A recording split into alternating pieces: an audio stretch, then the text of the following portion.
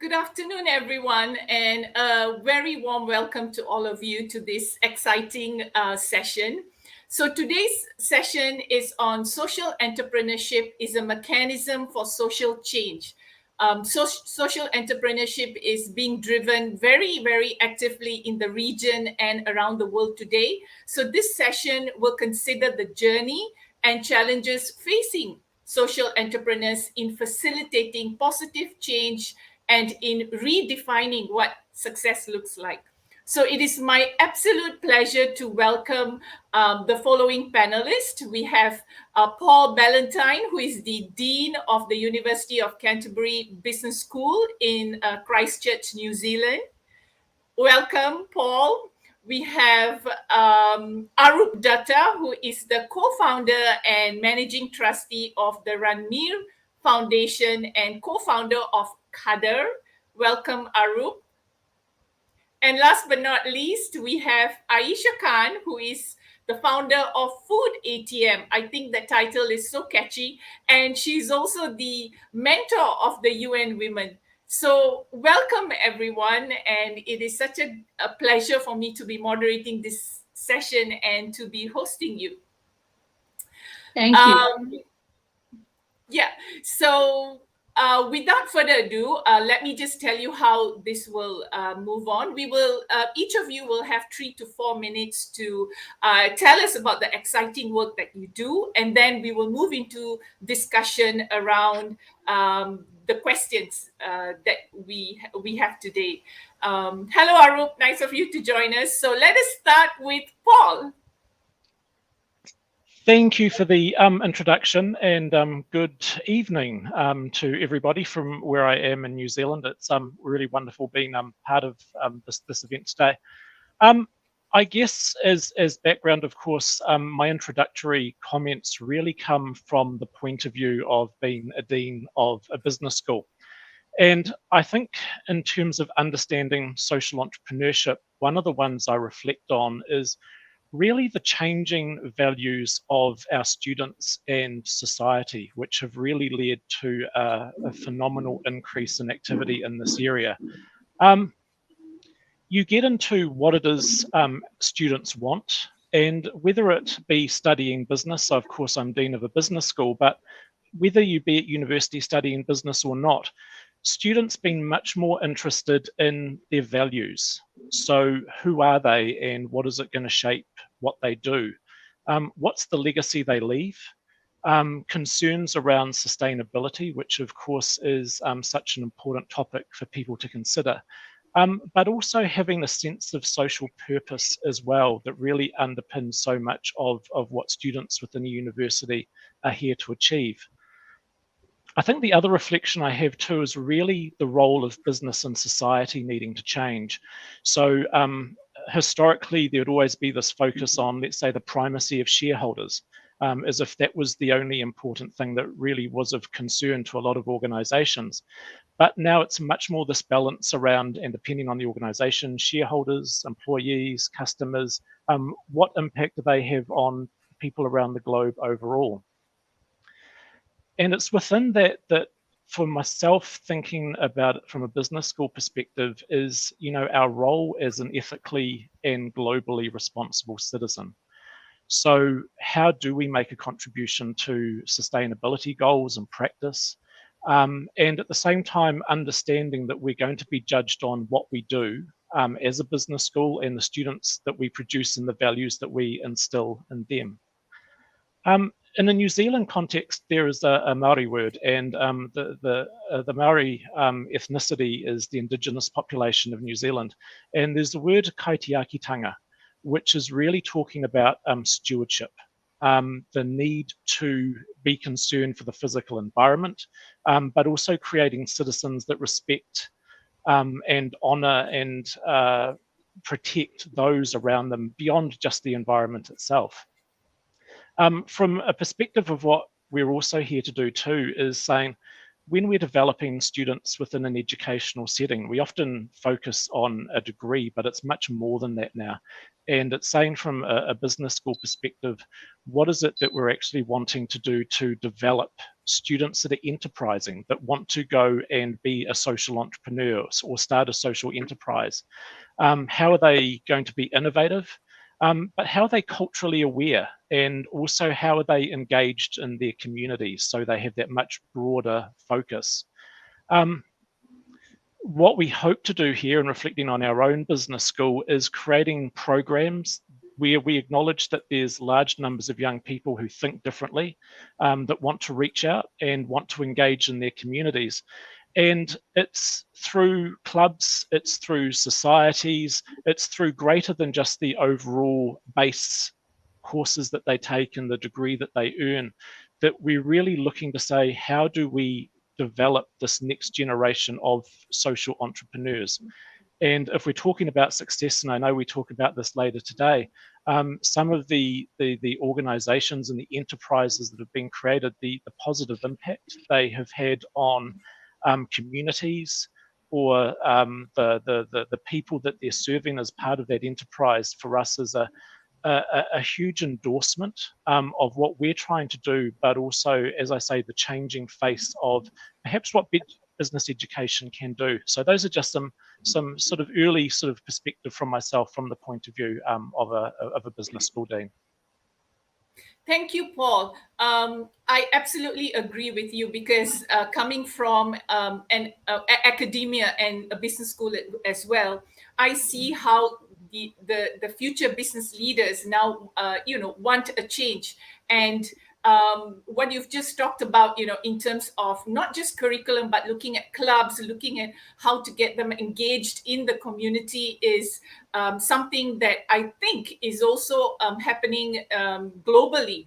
And I think this is where, it gets really interesting when we engage with the social entrepreneurs on the ground, which comes to our next two speakers. So Arup, could you tell us a little bit about what you do and how the social enterprise that you have developed?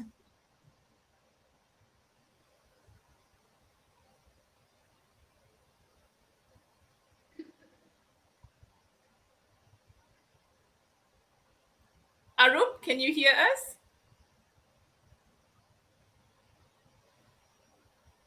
You're muted.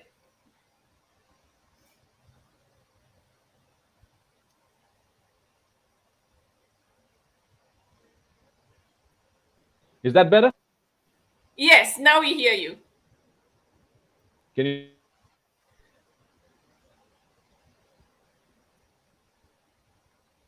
Sorry for that. I didn't tell you I was also technologically challenged. So sorry for that. So glad to meet you, Paul, and glad to meet you, Ayesha, too, on this one. I'm the co-founder of a foundation called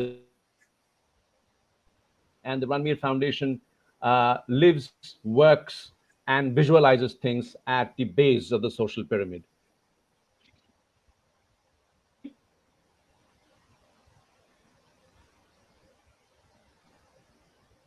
So we founded this business of creating a foundation goes back to about 2015. Is that there were precious little.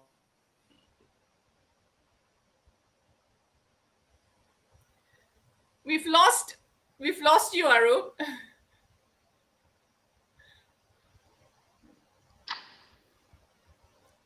Okay, perhaps we could have Ayesha first tell us a little bit about what while we try and help out Arup. Thank you so much for a very beautiful introduction, Ms. Priya. Really honored. And this is a very beautiful opportunity that I've been granted to be part of such an awesome platform. I'm the founder and managing director of Food ATM.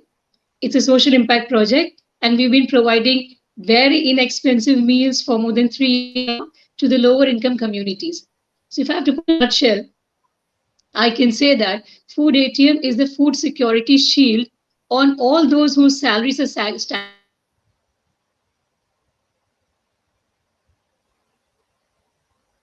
everywhere in all the regions.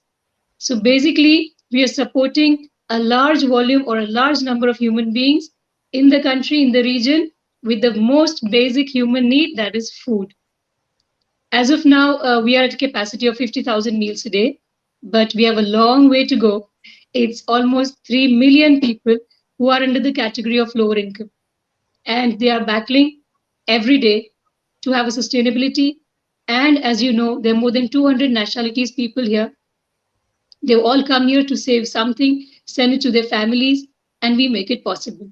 So even if their salaries are small, they can still have 3 meals every day, have a savings done, send it home for their children to study, their parents to get medical needs, and all the life situations are handled.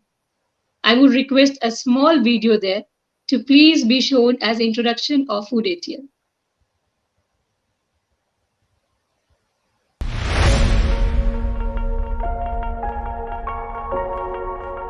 We have in our societies a social problem that is conveniently overlooked.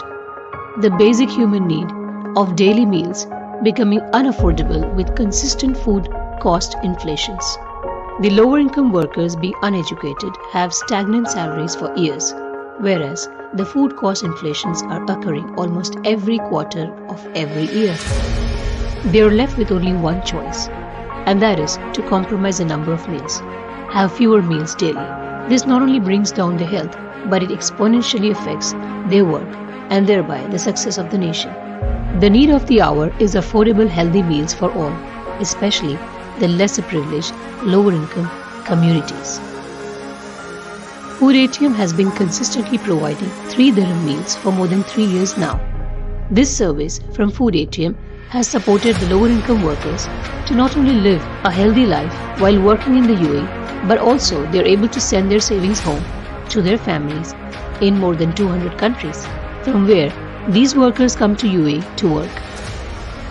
How does Food ATM maintain or sustain a business with just 3 dirham meals cost? With a clear objective to play a role in the lives of the needy, Food ATM has devised measures to stay consistent at the meal price. Food ATM procures bulk food raw materials which are near expiry from the markets and converts them into daily meals for thousands of needy workers. We strive to stay on our objective and consistently battle the rising cost of the food raw materials, the packaging materials, transportations, logistics, and every aspect of the business. Cooking oil prices mounting too high, we had to find a solution. We started making ghee from the excess stock of the Gouda cheese, which is now a healthier solution to the cooking oil, and also it needs to be used only 1/3 of the quantity as compared to the generic cooking oil. Our technology innovation of meal counts loaded smart cards along with the online application helps us handle the bulk meals dispensing, which is truly beneficial on a day-to-day basis to our customers and us. Food ATM ambition is to ensure no lesser privileged person is left behind by implementing our solution wherever it is required. As there is a saying that a picture speaks more than 1,000 words, I decided to give an introduction to actually help all of you see what we are doing. And yes, it's very heartening when these people come to us with their good news of maybe somebody's house is being built in the native, somebody's child, clearing his education to a graduation level, somebody's sister getting married. So these are my achievements. These are the achievements of Food ATM. The social impact that we're making in several thousands of lives every day in more than 200 countries from where these workers are coming here to work. And yes, we can't do it alone. And that is exactly why I started reaching out to schools and universities. It was a very beautiful experience when the young minds started understanding that they can now feed a human being for 3 dirham, which is actually lesser than the cost of their chocolates. People started, the students of various schools and universities started pitching in. Especially, I have the Vice Indian Private School, the owner of the school who has 6 schools in the country. They're all with me, thousands of children. So they buy the meals from their pocket monies, and they actually are feeding people who have suffered various issues related to the pandemic, business, slowdowns, sometimes salary delays, and already they are lower income. So we are adding joy to their life. giving a sustainable solution, not just one meal in a year, it's one meal a day, every day, till their situations are stabilized or consistently as long as we can. So I really bank on the academia, I bank on the schools and universities. And I'm so honored and privileged that now we have discussions with Dubai municipality, where the things are going to be of a much higher level now at a regional level in all the Emirates. And we have the UAE Food Bank, who's going to be associated with Food ATM, inshallah. So a very, a lighter picture or lighter a situation where I would like to mention how the banks and ATMs work together. So we have UAE Food Bank and Food ATMs, where food ATMs are now going to be in almost all the regions in the country, because having one food ATM doesn't solve the purpose. Where I could reach the food security, where I could translate the near expiry products into daily meals, and I could stagnate the cost of the meals at 3 dirham for years now. All I could not, as far as food security is concerned, is the accessibility and availability. So when it comes to food security, we all know it is the affordable meals for all, but it also has to be accessible and available. So that segment which was missing is now going to be, inshallah, completed through the Dubai municipality and UAE Food Bank. And I would be informing all of you the good news. Thank you, Ayesha. It's very admirable and inspiring to hear the work that you do, because migrant workers, it's something that is an issue even here in Malaysia, and it's encouraging to know the work that you're doing. Arup, so are you back with us?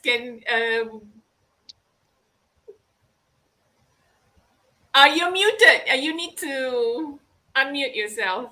Yeah, I think they is kind to us now. Can you hear me? Hi. Yes. Can you Hi. hear me now? Yes. Great. So that's so that. Thank you. Hi. Paul. The RANMIR Foundation was set up in 2015 for a very important reason. Number one was that we wanted to create the social pyramid. So the ways people grew crops, they produced fabric, they produced stuff which was basically found in villages, to create entrepreneurs at that level using two very important tools of free technology and most importantly, their ability to be taken across to the market. So for us, P2C is a very important term. It's called producer to consumer. We don't like middlemen. We've never dealt with middlemen. And social entrepreneuring to us at foundation is very simple. It is tips of a triangle. Tip number one is the foundation, which creates, nurtures, encourages, empowers, and at times educates. Tip number two, which we create or which we with, which could take the technology, produce whatever it is made to the people, to you, to me, to everybody else. And tip number three is the financial point, which allows the person who sells the produce or the technology to bring back the money which they get, keep the foundation, and it's all as it goes. This is what we do. 4 states in India, we work with about 7 or 10, but we realized focus was very important. So we work across 4 states. We look at about 700 odd artisans, weavers, farmers, growers, and whatever. We've created two technologies which are on their way to becoming patents from villages where the average population is not more than 240 people, not households, people. Is in a mountainside, which, if there is an avalanche, God forbid, any day, would be reduced to a rubble. So they have created fabric from something which probably would be the future of sustainable hand-woven fabric in the world. It can be made in wool, in cotton, in silk, and so on and so forth. And incidentally, we only work with natural fibers across. That's the background that I have. So my wife and I, we set up this foundation about 9 years ago because we just could not find sustainable capital. A word about capital. We love things slow, you know. We love a slow barbecue. We love slow dancing. We love to understand if everything can be taken nice and easy. So I keep telling my investors, you know what? You should bring in slow capital because slow capital will bring about slow consumption. Slow consumption, and I tell my kids all the time, you know, they're Instagram generation nowadays. So they buy a T-shirt and throw it away in 4 days flat. All right. So we say if you can buy the T-shirt and wear it more than 42 times a year, you've saved the earth from about three more T-shirts from going into a landfill. That is what we've always sort of looked at. The second thing which we always say at the foundation is the fact that, look, impact and sustainability, financial sustainability, everybody keeps talking about it. But if I say, look, if I'm going to give you or 100 rupees or 100 shillings or whatever it is, can you create a profitable company? Even at the bottom of the social pyramid, all right? The primary thing is they're so used to a grant, they're so used to a loan, they're so used to kindred capital, you know, capital which does not demand itself way back, okay? That they just don't understand profitability. At the same point in time, from the other end of the spectrum, right? Sustainability and impact are joined by the bridge of reasonable time. If you don't give reasonable time to anything, it doesn't become sustainable and therefore does not create an impact and therefore does not drive a bottom line. We cannot be bottom line driven at the same point in time trying to, you know, achieve sustainable impact. So if we say that, okay, this village can produce X many meters of fabric in a year, right? They have to sell that fabric 4 times a year to make themselves sustainable and therefore profitable. Now you want them to sell it once, but you want them to sell it in 4 times the quantity. It doesn't work that way. You know, that's like putting a blowtorch to your own agenda, or maybe like setting fire to the rain. You can't do that. It's not possible, right? This is what we've been trying to do. Our focus areas are 3. We look at sustainable fabric. We look at clean technology for water. We have a water startup which is currently in stealth mode. It's created an arsenic-free technology using an activated carbon nanotechnology input, which will clean water from anybody. We probably will end up saving millions of plastic mineral water bottles across the world in the years to come. And we're working on a feminine hygiene technology, which should give the first achiever of the first entrant into puberty far less pain and trauma as they enter to it. So these are the 3 areas we work on, and I think we've got miles to go. Thank you, Arup. I like, what you said about a slow capital, and I like what you said about, how sustainability and impact is connected through reasonable time, and I feel that's absolutely true. Which now comes to our question then. So, what do you think is the role of social enterprise? What role does it have to play in the multi-stakeholder landscape of driving positive change? I've already heard so much, but what do you think is the role? Maybe we could start with Ayesha, and then Paul, and then Arup. Thank you so much. It's a very beautiful question, and I'd love to answer it because I've been an advocate of promoting social enterprises, especially when I have sessions with various students at universities. I always tell them, and also the parent community, that we should encourage our children to become social entrepreneurs, because social enterprises definitely add a lot of value to the world economy. They sustain themselves, they create a social impact, and still make money for the nation. They give so many employments. Now, in my case, there are so many students coming for volunteerships. We give internships, and it's a very harmonious setup completely, because at the end of the day, whether it's volunteers, whether my staff members or the consumers, they all feel extremely good when they have participated in a social cause.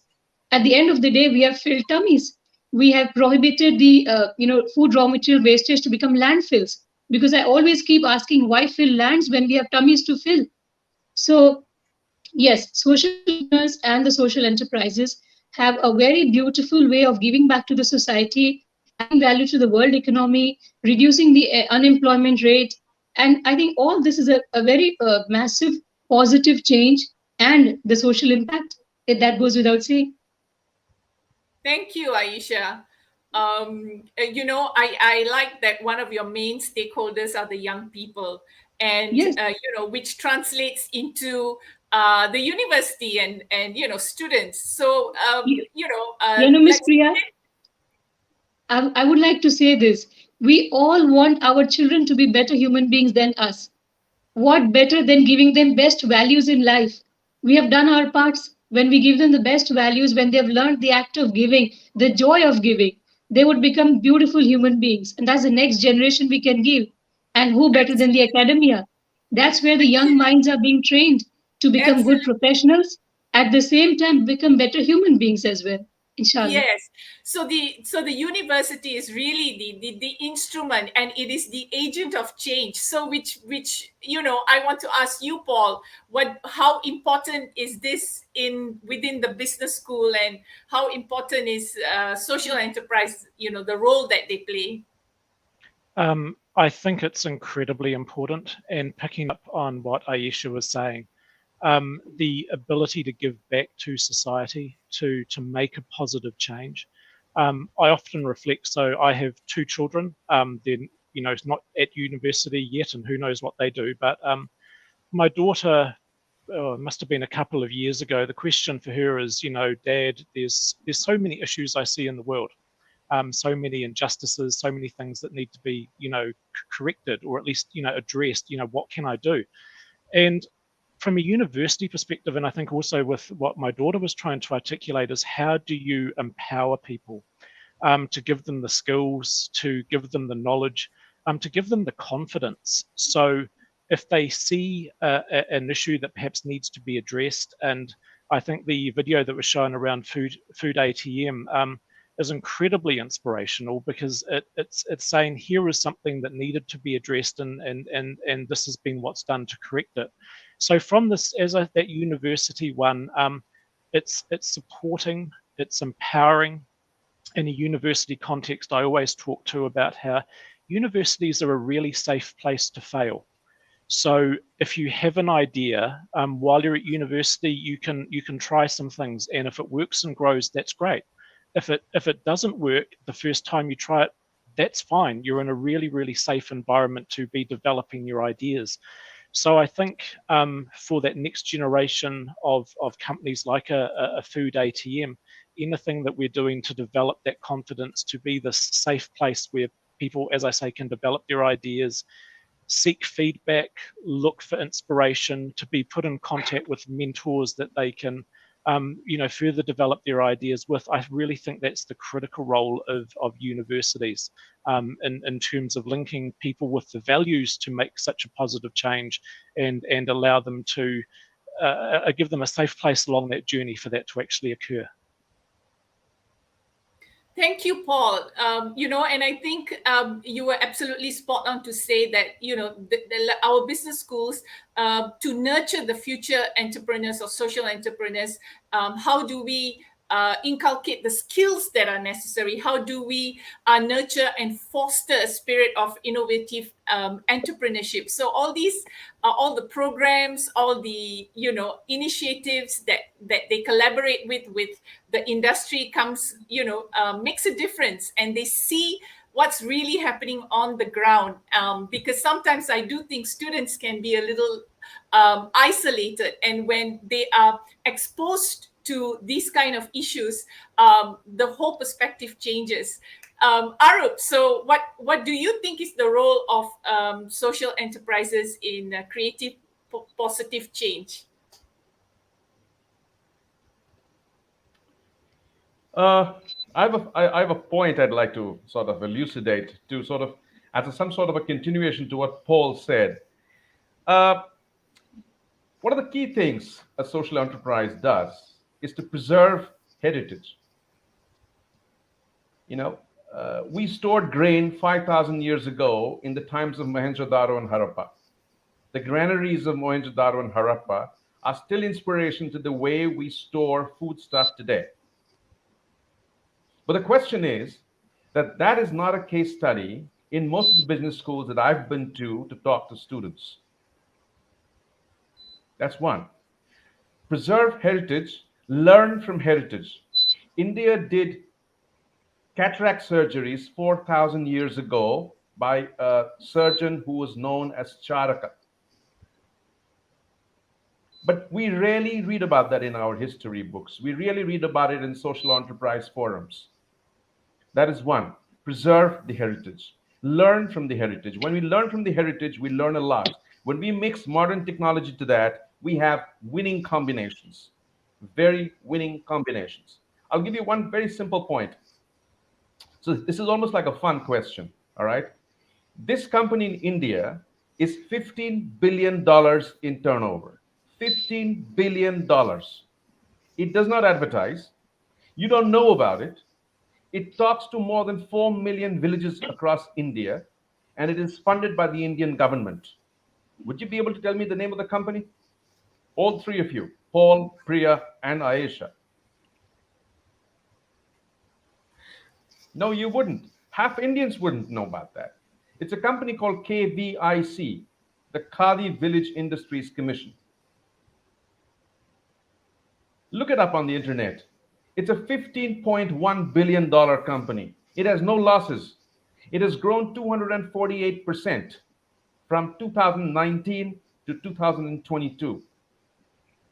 It takes heritage and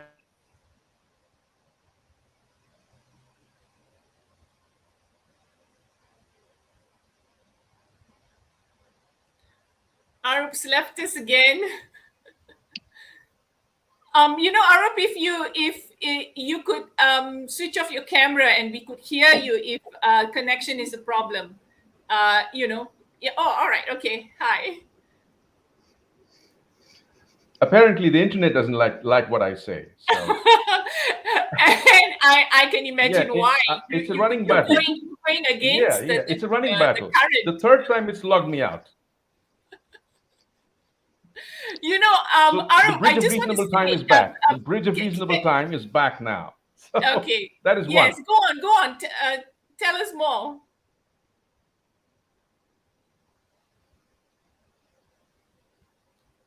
And the other thing is that you have to create awareness amongst communities. Communities, trust me, are going to be the ballast of manufacturing in the future. You want sustainable manufacturing. You do not want to create another Rana Plaza of Bangladesh, or you don't want to create the back lanes of Istanbul, where 5,000 embroiderers are across probably 20, not even 2 square kilometers. You don't want to do that. You have a huge country, across the world. You have so many huge countries, so many nice countries to go across to. So, for example, if I were to say, how do we grow silk? There are communities in this country which grow silk. We can go to them. We can actually take technology and empathetic capital to them. So my question is, grow the house, grow the community. Everything will happen. Social enterprises will bloom. And the third thing is, respect genealogical skills. There is a fabric in Africa called Kikoyu. It's found near, I think, somewhere in Kenya or someplace. It's a one of my companies is called Jackanet. Jackanet is a fabric. It's a very thick fabric found in Africa. We were inspired by the way Jackanet was made. It is primarily made for fishing nets. But it's not taught. You can't teach a weaver how to make that. It is inside this. Can we promote genealogical skills via people who know that and make them visionaries in social enterprises? We've done that in one of our companies. We've gone to a village head and said, teach us how to take this across. You see, when you go to a guy who knows things at the bottom, at the base of the social pyramid, you don't bring the world to him. He's already got the world. You are not selling the world to him. He's selling his product to the world. You've got to understand that. So if you have this, if you learn to respect heritage, if you learn to respect genealogical skills, and most importantly, if you can access empathetic capital here, it's like sowing seeds in a desert. With adequate rain, with adequate sunlight, one day it'll bloom like an oasis. It's going to take some time, but that's the bridge of reasonable time. We tell that to everybody. Every student I encounter, every person I meet, every investor who comes to me. And we're very lucky. We've had a set of very empathetic investors, you know. So thank you, Arup. Like that.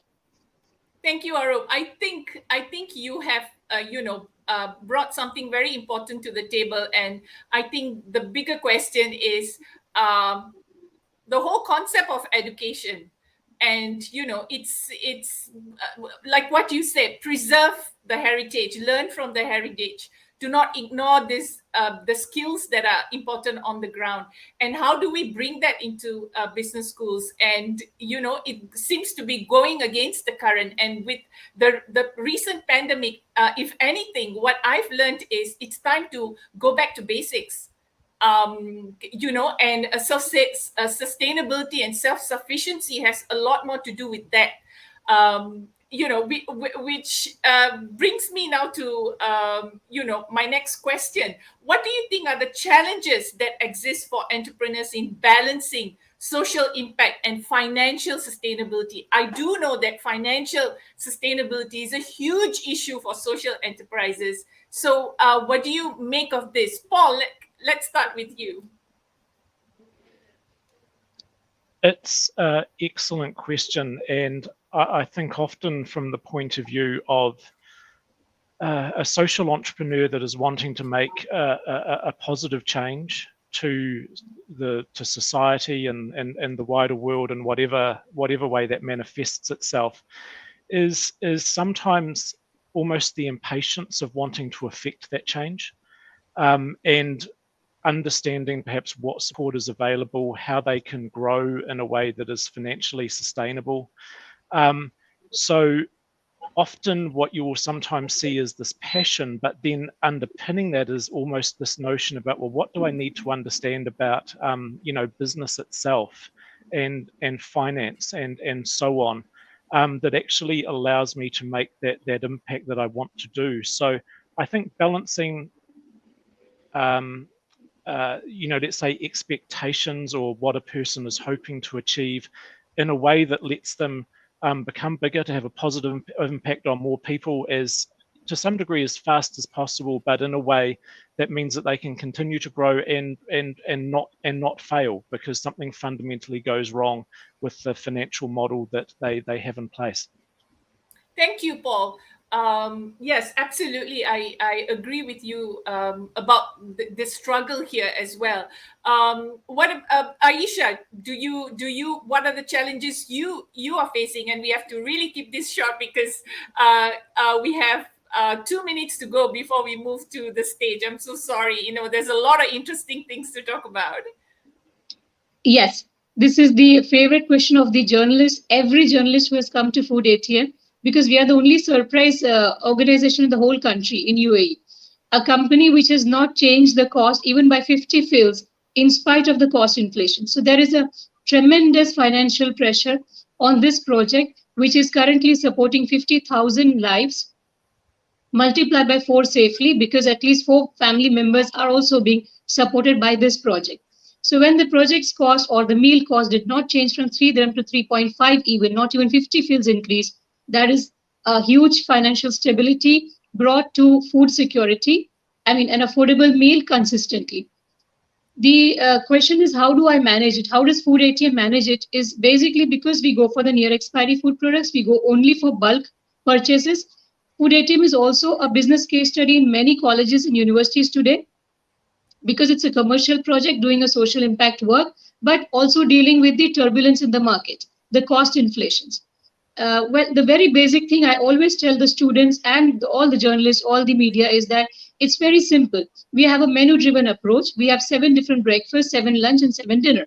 The menus change every 3 months. One, they should not become boring for the people who are eating with us every day, because we are supporting their lives doesn't mean we should torture them with boring stuff every day. So we want to keep it a little more fascinating for them, looking forward to the next. At the same time, we also have our own challenges. We have to change the menus because we can't afford many things in the market today.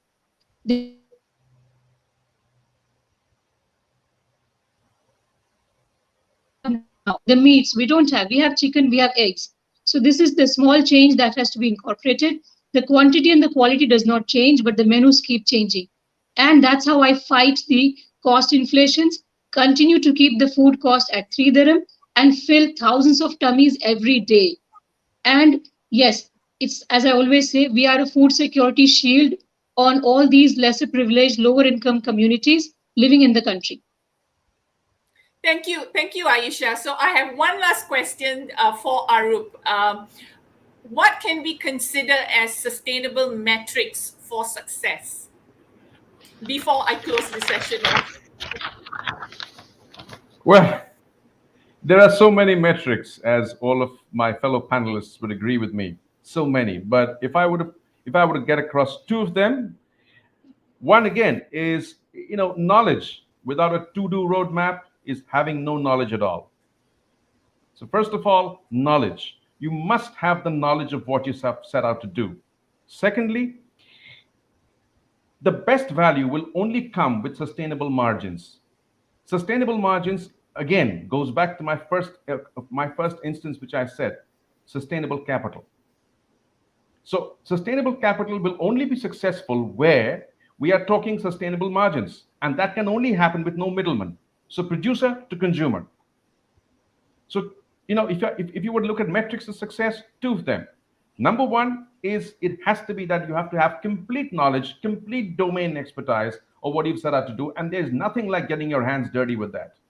Unless you get your hands dirty with that at the bottom of the social pyramid, the village, at rural areas, urban areas, you will never get to know what you're thinking. You cannot sit in a chair and say, I've got 15 figures which say it's a $3 billion market. Well, it's not a $3 billion market. When you get across to the market, it's not a $3 billion market anymore. And secondly, if we are to talk sustainable margins, if we are to talk sustainable things happening in the future, we have to get sustainable capital. We cannot say, I want 45% IRR in year one, dividends in 6 months, and so what have you, right? You cannot think about being a unicorn before you even got to business.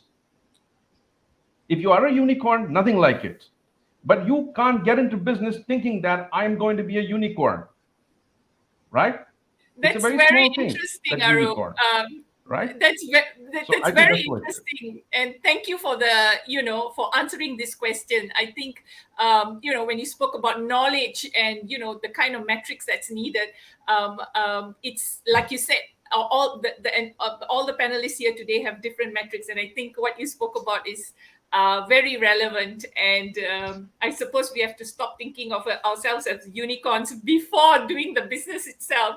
So thank you very much, everyone. And it was a very insightful session. And I wish we had more time, but we have to close the session now. So thank you for your time. Thank you for your conversation. And thank you for your insights. Thank you so much. Thank you very much, everybody. Thank you, everyone. Priya.